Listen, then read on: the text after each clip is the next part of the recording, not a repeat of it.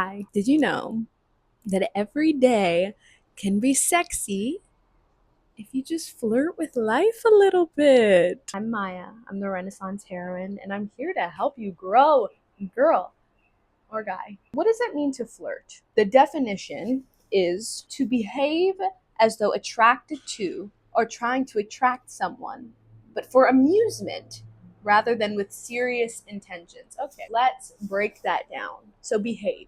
Behave is the way you act, the way your body language moves, the way you express, the way you have mannerisms. I'm a theater kid, I have a lot of mannerisms.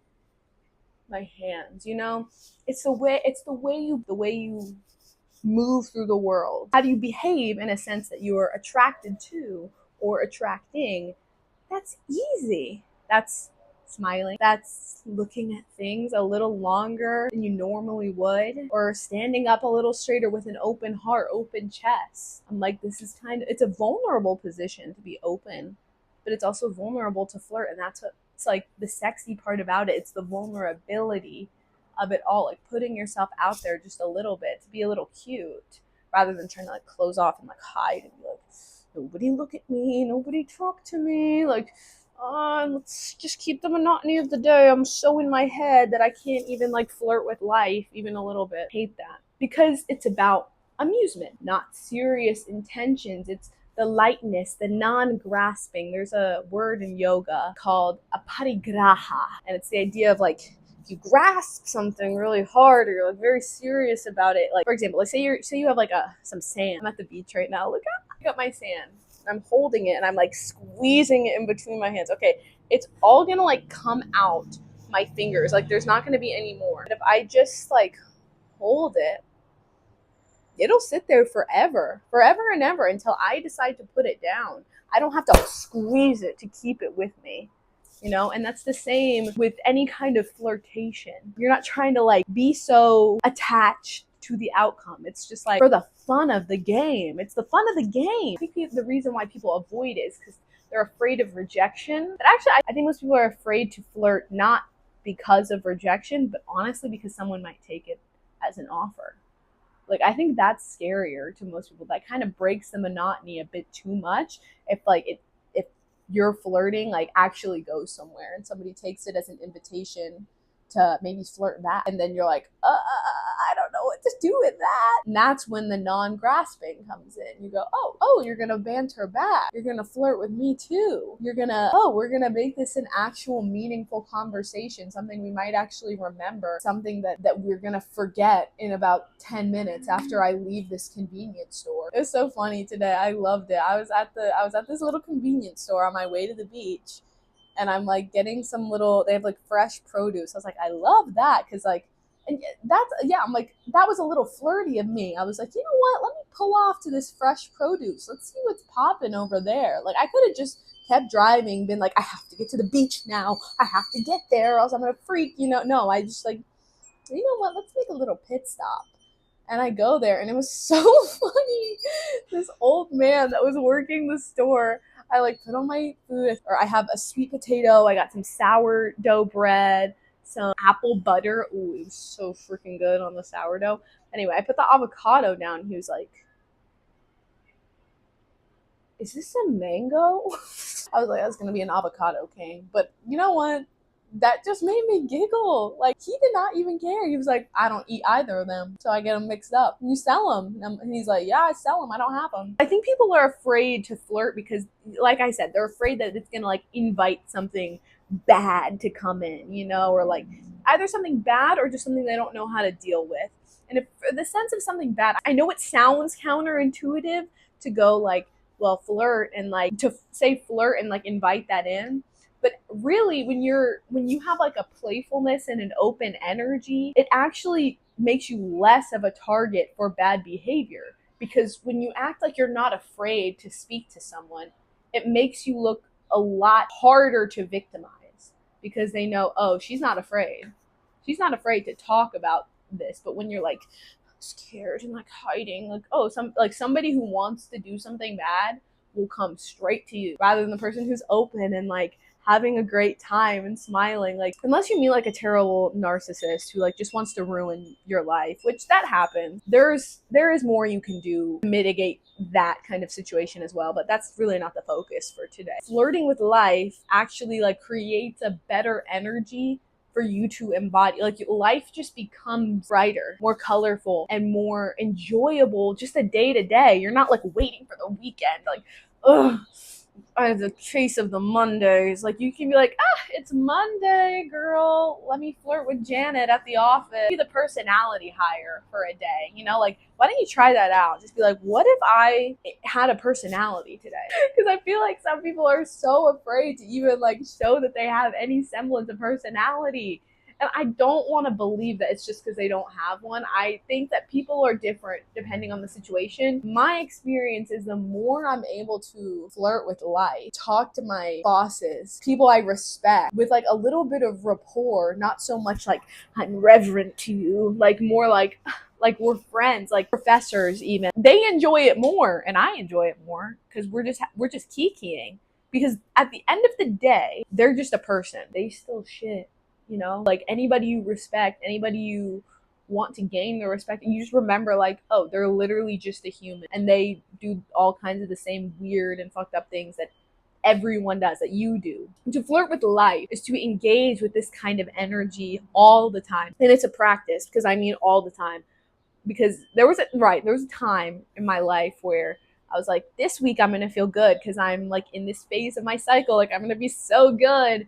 And then the next week comes and I'm like, I'm gonna lean into how the lows of this, you know? And instead I could be like, why would I do that when I can just try and lean into the upsides? I'm like, I'm on my period, but I'm literally like, gorgeous place in a bikini talking to my camera. It's warm. Like, what is my life? I'm so freaking lucky, you know? Like, I still work and do all the rest, but I'm so lucky to be living this life. Gratitude is the key. Your life is so good. Get into some examples of how to flirt with life a little more. So level 1, let's easy mode, okay? The coffee shop, the DMV. I know that doesn't sound easy mode. The grocery store, the gym, okay? Anywhere you're out in public.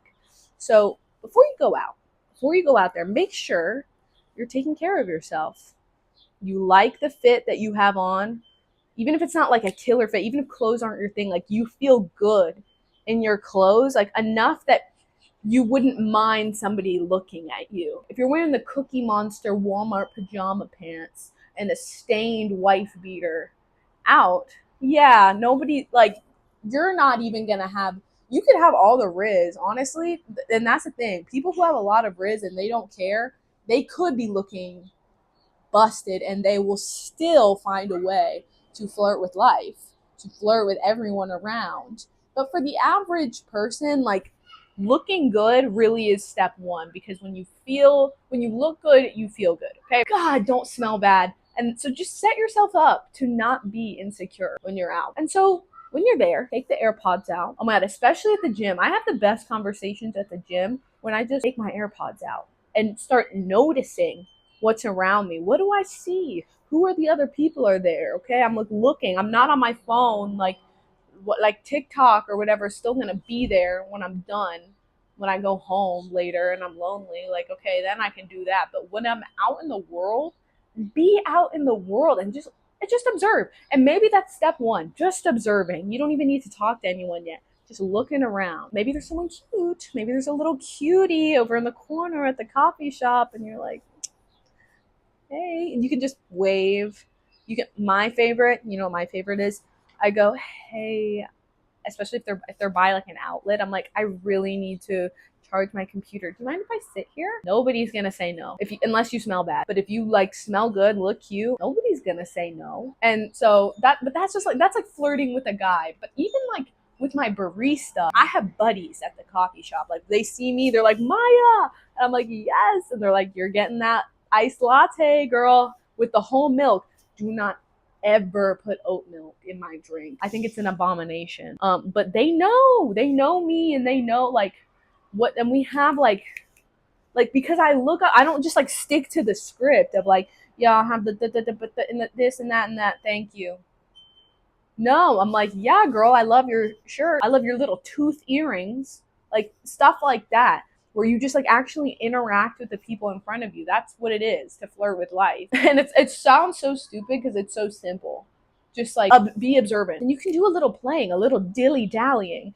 I hate being in a rush, especially at the gym. I need time to like dilly dally, mess around, and like have fun and play. The gym is a playground, really, when you think about it. It's an adult playground. Like, think about it. It doesn't have to be like, I have to do the same thing every time and keep my rigid structure and get my progressive overload. And like, obviously, you still want to make progress and whatever goals you have, whatever. Like, that's neither here nor there.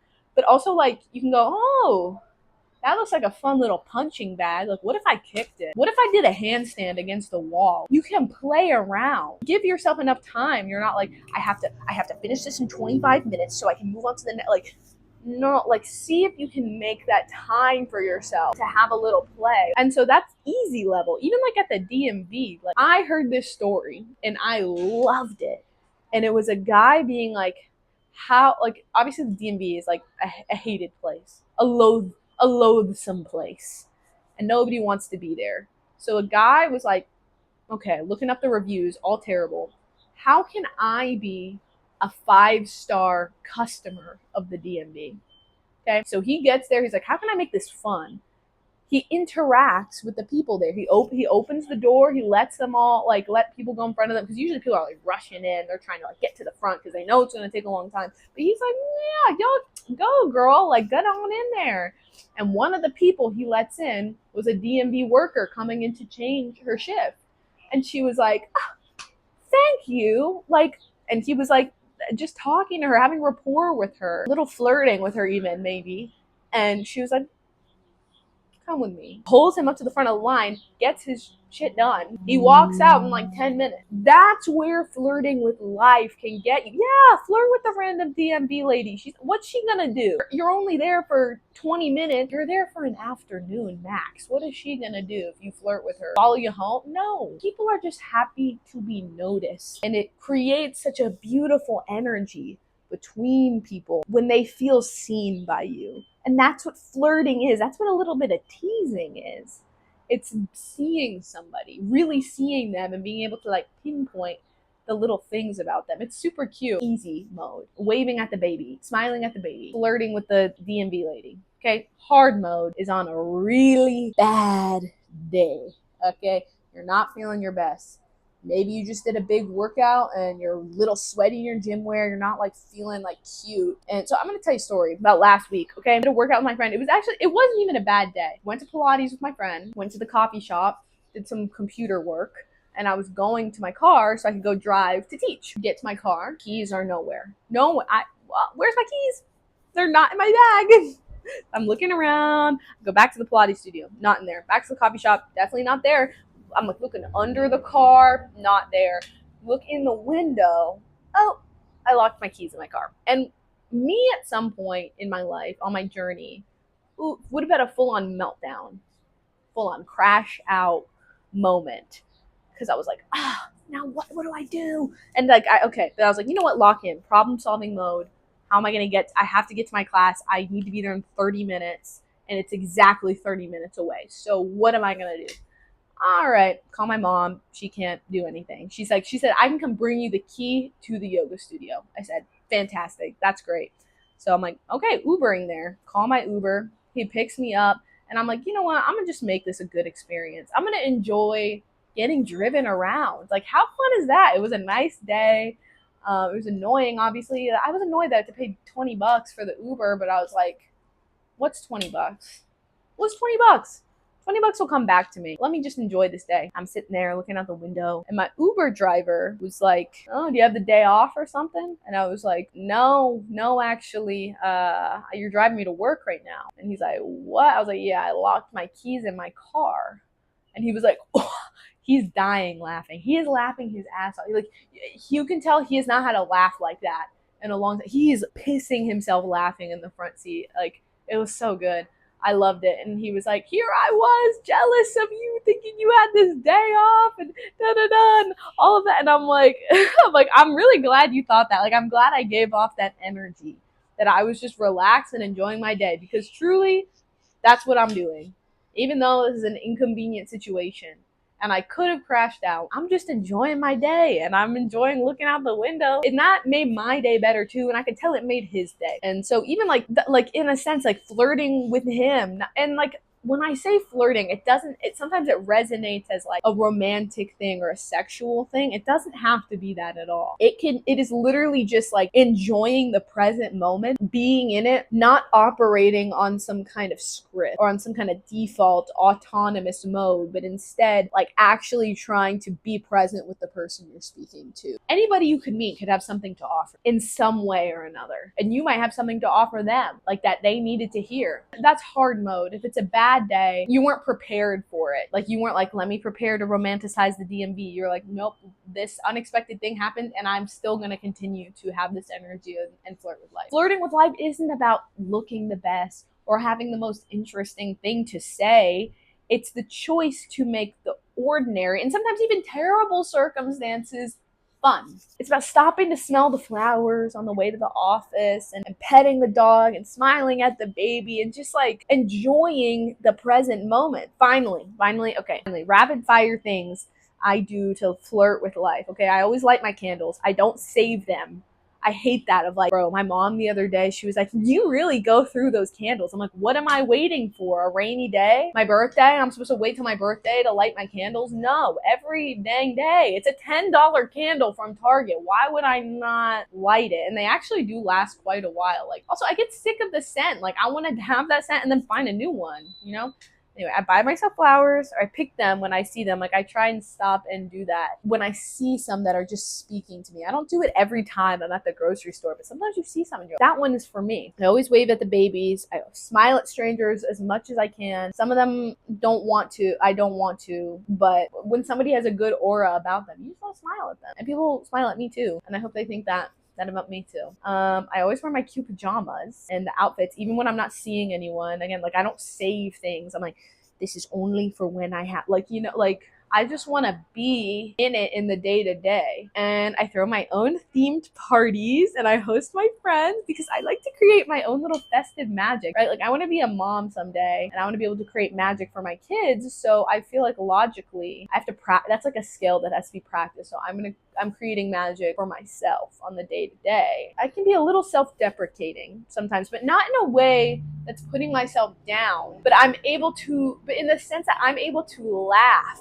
at myself, at my own shortcomings, my own mistakes. I'm not like grasping, like taking myself so seriously. Like this is like a bit with my boss at the yoga studio. She's like, yep, Maya's gonna leave during the balancing part because I'm like, sometimes it's just not happening. And I'm like, it depends where I'm putting my mat in the class. If I put my mat in the back of the room, you know I'm not working. If I'm putting my mat in the front of the room, it's because you know I'm trying to get seen and be that baddie yogi in the front. Probably not like a yogic mindset. I don't care. But I can self-deprecate in a way that's not mean to myself, but is something that I actually think is like funny and charming. Truth is, every day can be a good day. Every day can be a special day. Every day can have something special to offer you when you take a moment to stop and smell the roses and remember how truly blessed you are. Remember how not every day is promised. The present moment is promised and that's it. All we have. So remembering that and going, okay, if this is my last, like say today's my last day on earth, like how can I make it the most and enjoyable, even doing the things I don't want to. That's my video. Hope you enjoyed it. I'll see you next week.